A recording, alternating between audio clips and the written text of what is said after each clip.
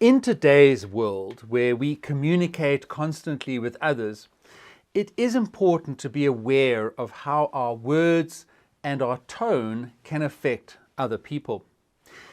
Emotionally intelligent language is an essential tool for any manager who wants to build stronger relationships with their team and achieve better results. So, let's dive in and explore how we can communicate more effectively with emotionally intelligent language. So, to start with, we need to understand what emotionally intelligent language actually means.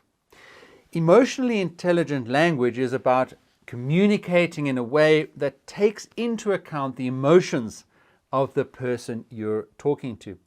It's really just about being aware of how your words might affect them and making sure that you're communicating in a way that shows respect and empathy to that other person.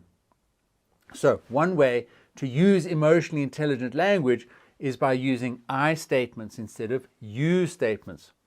When you use you statements, it's easy to come across as blaming or accusatory and transferring the topic onto the person and their responsibility. But using I statements put the focus on how we feel rather than on the other person's actions. So, for example, instead of saying, "You didn't complete the report on time," you can say, "I feel frustrated because the report wasn't completed on time."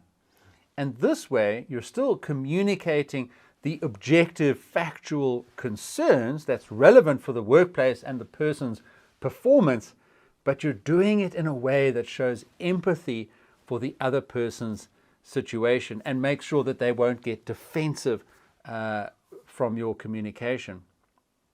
And another way is to avoid judgmental language. When we use judgmental language, we can put others on the defensive and make them feel criticized or attacked. So instead, we should use neutral language that describes the situation in facts and objectively without making judgments. So, for example, instead of saying, "That was a terrible idea," you could say, "That idea didn't work for this project."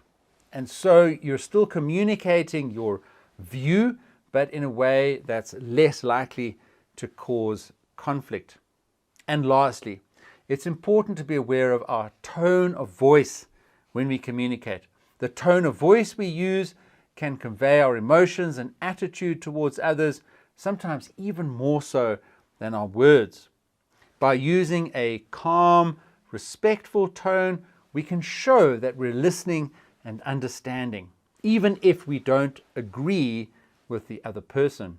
So, in summary, using emotionally intelligent language is a powerful tool for any manager who wants to communicate more effectively with their team.